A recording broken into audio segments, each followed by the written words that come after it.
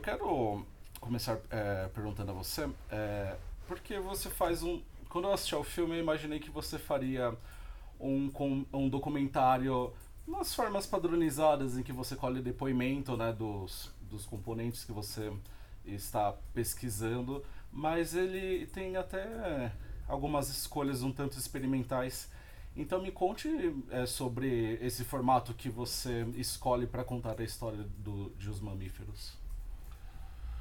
É, eu acho que sempre quando a gente vai contar uma história através de um filme, os recursos que a gente tem que usar são recursos necessários ao filme, né? Uhum. Então eu tentei é, não me deslumbrar muito com a possibilidade de fazer uma longa-metragem e fui tentando resolver questões, né? É, eu acho que a forma de apresentar eles tem a ver com o tipo de história e o material que a gente tinha, né?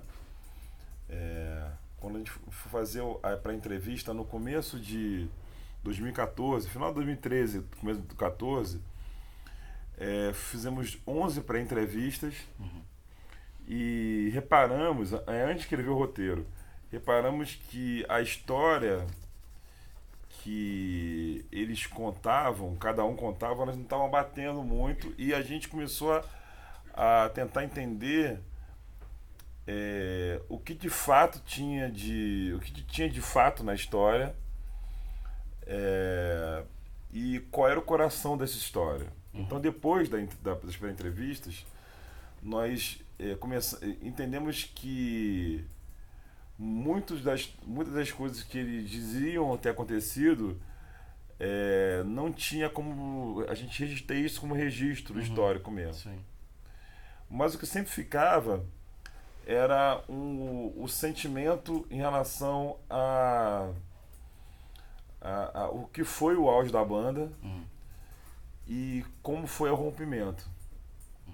Né? Ou seja, existiu no momento da juventude deles uma sinergia, uma sintonia enquanto banda, que eles ensaiavam quase todos os dias, que eles produziam absurdamente, né? E teve um momento que isso se rompeu. E os efeitos, os fragmentos disso ficam até hoje. Então, para mim, por não ter por não ter acesso a imagens, né? A gente praticamente todas as imagens que nós conseguimos, nós usamos no filme. É, o roteiro começou a caminhar numa direção de entender como essa história da juventude, de um sonho de juventude, ela tinha rebatimentos hoje na vida de cada um dos três. Uhum. Então, eu acho que a construção de um tempo presente, de um tempo um pouco mais dilatado, ela tem isso, assim, né? É, eu acho que a apresentação deles é menos pelas informações de quem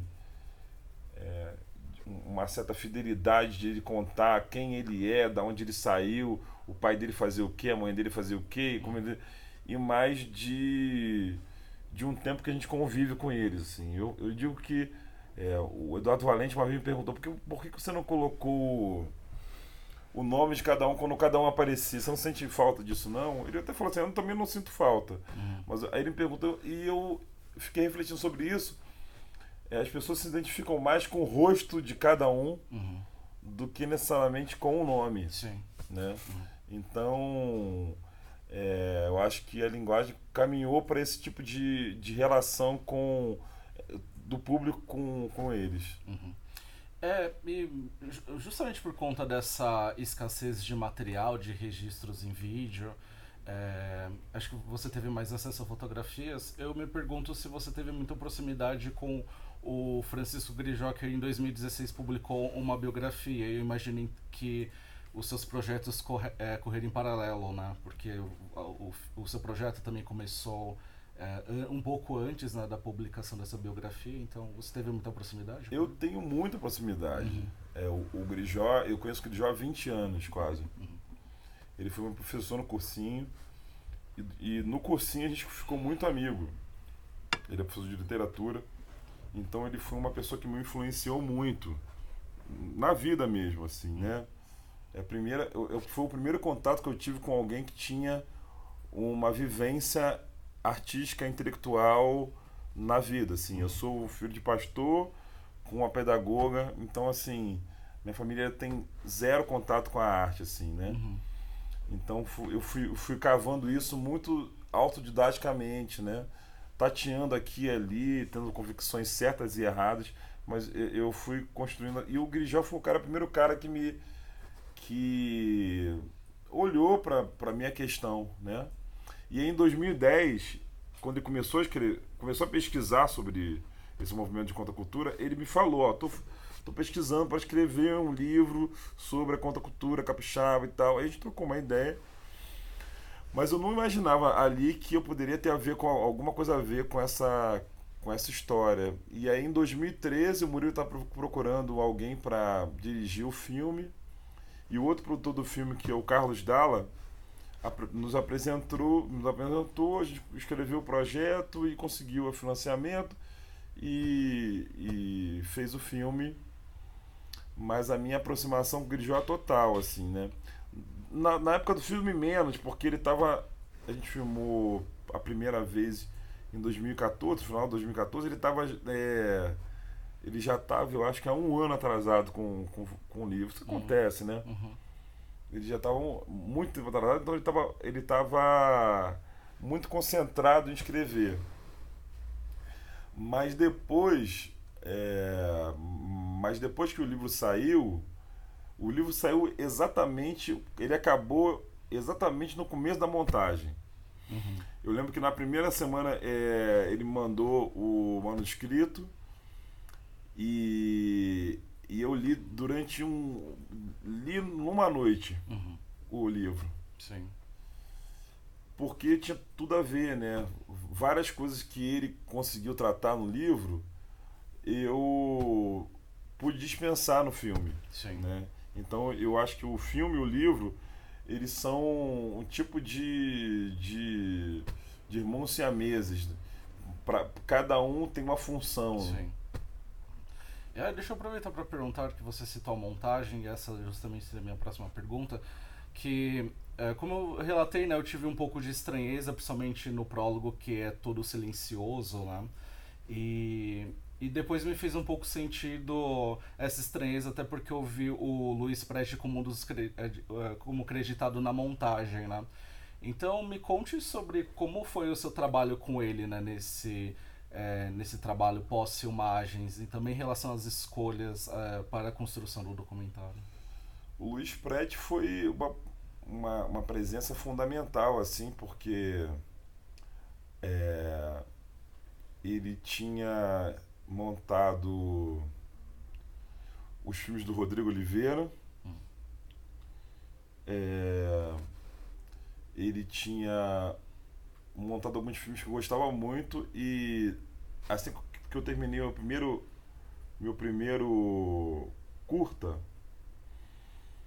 eu terminei meu primeiro curta e já tinha ganhado o edital desse filme. Sim.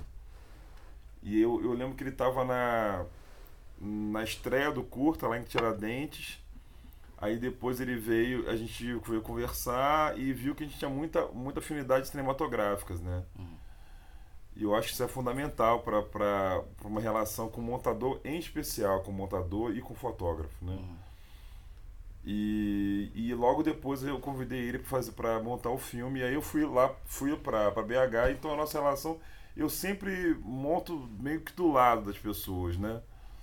É, a gente viu as imagens e pegou o roteiro que existia e construiu um novo roteiro a partir das imagens. E o Luiz tem uma coisa muito musical, né? Ele tem uma vivência, eu acho que tanto ele quanto o Ricardo, eles têm uma vivência muito grande no universo de free improv. Então, acho que o mais legal do Luiz é porque ele consegue, de forma muito confortável, absorver as estranhezas, né? E ele, como ele já montou mais de 50 filmes, entender também o momento de propor coisas e experimentar. É, então, para ele, esse campo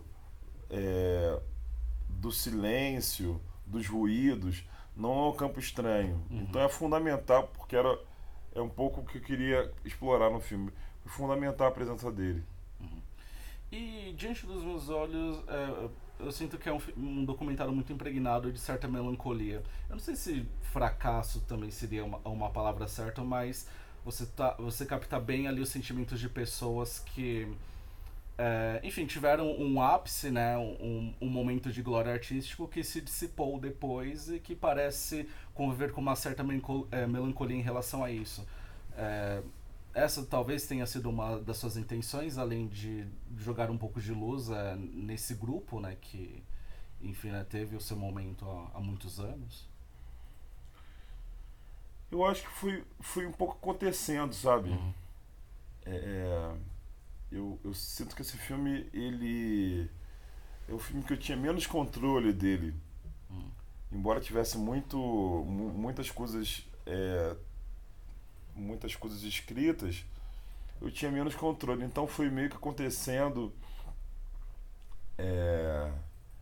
de aparecer essa história. E eu acho que o melancólico, talvez, do filme seja que o sonho deles ainda era muito vivo. Uhum.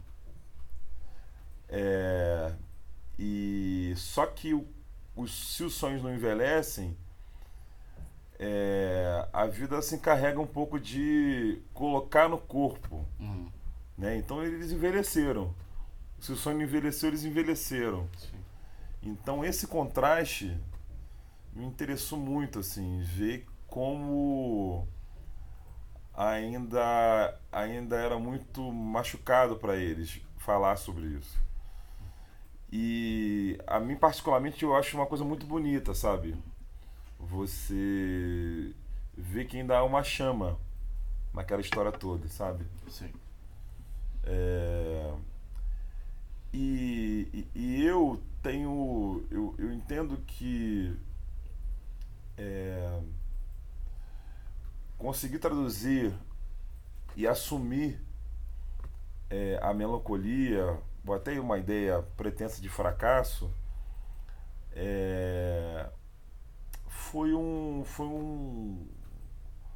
uma coisa que mudou em mim, sabe? Ou seja, é a coisa que eu levo, uma das maiores coisas que eu levo, né? O cinema também pode ser sobre isso.